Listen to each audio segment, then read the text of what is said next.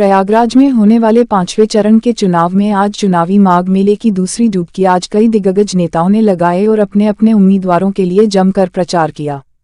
इस चुनावी संगम में पहली डुबकी समाजवादी पार्टी के राष्ट्रीय अध्यक्ष और पूर्व मुख्यमंत्री अखिलेश यादव ने लगाई। इस डुबकी के दौरान अखिलेश यादव का वायु रथ जैसे ही जमीन पर उतरा कि कार्यकर्ता अपनी मर्यादा भूलकर सभी बैरिकेडिंग तोड़ते हुए सीधे मंच पर आ गए। इस दौरान सुरक्षाकर्मी और पार्टी के बड़े नेता सभी को मंच से दूर करने का प्रयास करते रहे पर भीड़ टस से मज नहीं हुई, जिसके चलते अखिलेश यादव ने जल्द से जल्द अपना भाषण पूरा कर निकल गए।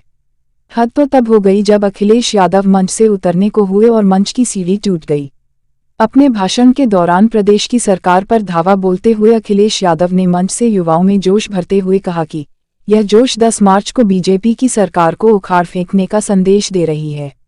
इस दौरान अखिलेश यादव ने मौजूदा सरकार व सूबे के मुखिया योगी आदित्यनाथ को आड़े हाथों लेते हुए कहा कि यह बाबा जो जगह जगह का नाम बदलते हुए फिर रहे हैं, एक प्रतिष्ठित अखबार में इनका नाम बदलकर बुलडोजर बाबा रख दिया है। इन बुलडोजर बाबा का बुलडोजर 10 मार्च को गोरखपुर पहुंच जाएगा। कार्यकर्ताओं में जोश भरते हुए अखिलेश यादव ने मुझसे कहा कि बीजेपी वाले गर्मी निकालने की बात कर रहे हैं। 10 मार्च को समाजवादी पार्टी का एक एक सिपाही बीजेपी की भाप निकाल देगा। अखिलेश यादव ने कहा जनता ने मन बना लिया है कि इनको माफ नहीं, साफ करना है। घोषणा पत्र का जिक्र करते हुए पूर्व सीएम ने कहा कि समाजवादी पार्टी की सरकार बनने पर युवाओं को फौज व पुलिस में नौकरी देंगे तथा महिलाओं को 33% आरक्षण, छात्रों को मुफ्त यात्रा, समाजवादी पार्टी द्वारा महिलाओं को 3 गुना ज्यादा 1500 रुपया महीना पेंशन देंगे। अखिलेश यादव ने सरकार पर निशाना साधते हुए कहा कि योगी सरकार ने 100 नंबर की पुलिस को 112 नंबर बना दिया है। सपा की सरकार आने पर कानून व्यवस्था सुधारने का काम करेंगे।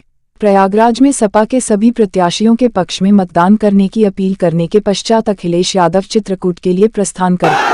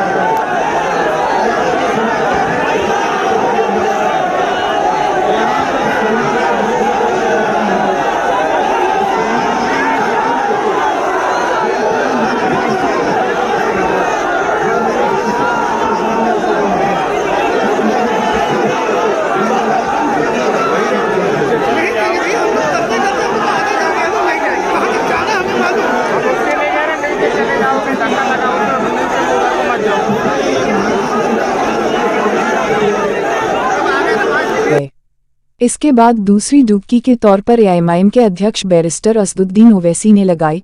शहर दक्षिणी विधानसभा के अपने उम्मीदवार के लिए वोट मांगते हुए कहा कि अगर उत्तर प्रदेश में अब मुसलमान एक नहीं हुए तो मुसलमानों की हक की लड़ाई कोई नहीं लड़ेगा। 3 तलाक के मामले पर भी बोलते हुए उन्होंने कहा कि 3 तलाक का मामला जब सामने आया तो किसी भी राजनीतिक पार्टी ने मुसलमानों के हक में इसका विरोध नहीं किया। यहां तक कि हिजाब के मामले पर भी अखिलेश यादव ने चुप्पी साध ली।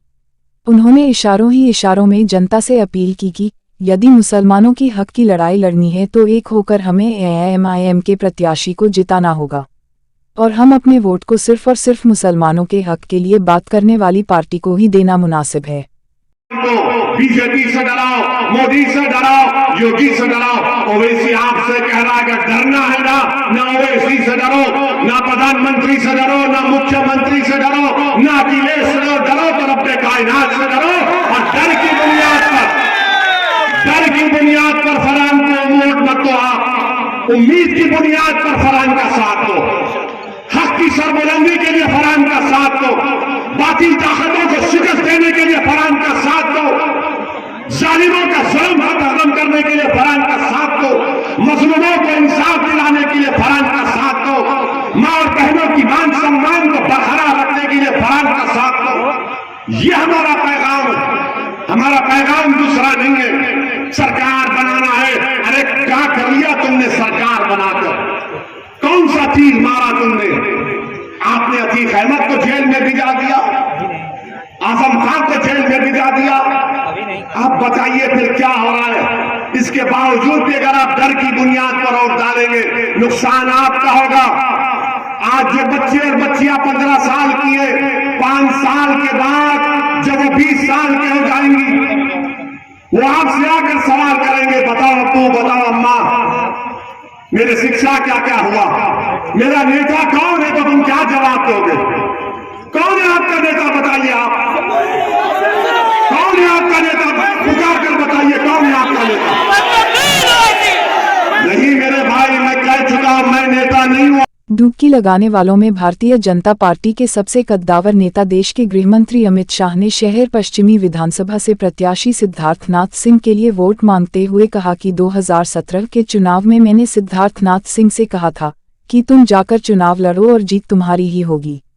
आज मैं फिर से यह कह रहा हूं कि तुम बिना डरे चुनाव लड़ो, जीत तुम्हारी होगी। इस दौरान उन्होंने भारतीय जनता पार्टी के केंद्र एवं राज्य सरकार द्वारा चलाए जा रहे विभिन्न कार्यक्रमों का जिक्र किया और उन्होंने सरकार की उपलब्धियां गिनाई। इसके अलावा अतीक अहमद, मुख्तार अंसारी और आजम खान जैसे बाहुबलियों का नाम लेते हुए विपक्ष पर प्रहार किया और कहा कि विपक्ष पूरी तरीके से माफिया और गुंडाराज से प्रेरित है। अमित शाह ने कहा कि प्रयागराज को हमने कई तरीके से सजाया और संवारा है। 2019 के कुंभ मेला आयोजन से लेकर अभी तक हम लगातार प्रयागराज को संवार रहे हैं। समाजवादी पार्टी पर टिप्पणी करते हुए अमित शाह ने कहा कि गुंडों और माफियाओं से भरी पार्टी अगर सत्ता में आती है तो सत्ता का क्या हाल होगा और अपराध किस तरीके से बढ़ेंगे, इसका आप सोच भी नहीं सकते। अखिलेश यादव के अंदर माफियाओं और गुंडाराज चलाने वाले लोगों के लिए जो प्रेम है वह जग जाहिर है। उन्होंने कहा कि मैं जनसभाओं और रोड शो के माध्यम से सीधे तौर पर आम जनता से जोड़ रहा हूं और आम जनता भारतीय जनता पार्टी को पूरा सहयोग और समन्वय दे रही है। इस बार हमारा लक्ष्य सिर्फ बहुमत की सरकार नहीं बल्कि एकाधिकार की सरकार है और हम 315 से भी ज्यादा सीटें जीतकर इतिहास रच दें। तो पार के संकल्प की मुट्ठी भींचिए और प्रचंड आवाज से बोलिए, भारत माता की। भारत जो ऐसा मानते थे कि सिद्धार्थनाथ सिंह जी जीत जाएंगे, मगर मुझे पूरा भरोसा था कि सिद्धार्थनाथ सिंह जी जीत भी जाएंगे और एक क्षेत्र का विकास भी करेंगे। और इस कुंभ के अंदर व्यवस्था योगी जी ने इस प्रकार की करी कि समग्र विश्व के अंदर कुंभ के महत्व को प्रस्थापित करने का काम किया। 71 देशों के राजदूत कुंभ को देखने आए, की महक को लेकर अपने अपने देश गए। और आजादी के बाद सबसे बड़ी एक घटना हुई कि हमारे प्रधानमंत्री जी ने यहां पर सफाई कर्मचारियों के पैर धोकर उनको सम्मानित करने का काम, गरीब कल्याण के लिए ढेर सारे कार्यक्रम नरेंद्र मोदी जी ने चालू किए हैं। और मैं आज आपको बताने आया हूं मित्रों, हमने उत्तर प्रदेश के अंदर विकास की राजनीति की शुरुआत करी है। उत्तर प्रदेश के अंदर जातिवाद और परिवारवाद की राजनीति को समाप्त किया। 42 लाख गरीबों के लिए आवास बनाए, 1 करोड़ 76 लाख माताओं को मुफ्त गैस का कनेक्शन दिया, 2 करोड़ 61 लाख घरों में शौचालय बनाए, 1 करोड़ 41 लाख घरों में निःशुल्क बिजली का कनेक्शन पहुंचाया, 2 करोड़ 54 लाख किसानों को 37,000 करोड़ रुपया प्रति साल 6,000 रुपया भेजने का काम किया। और युवाओं, आपको बताने आया हूं, दूसरी बार भाजपा सरकार बना दो, सबको लैपटॉप और स्मार्टफोन देने का काम ये भारतीय जनता पार्टी। बहनों, अखिलेश जी को अभी एक प्रकार से यूफोरिया हुआ। अखिलेश जी, हम मानते हैं कि आपको उत्साह होना चाहिए, कोई कोई बात नहीं भाई, चुनाव है, सबको अपनी अपनी बात रखने का अधिकार है, मगर आप 5 साल का जरा हिसाब रख कर लेकर आइए, आपके राज्य में क्या हुआ था और योगी जी के राज्य में क्या हुआ है। माताओं, भाइयों, बहनों, भारतीय जनता पार्टी गंगा एक्सप्रेसवे का निर्माण कर रही है, जो मेरठ से प्रयागराज तक 595 किलोमीटर तक आए।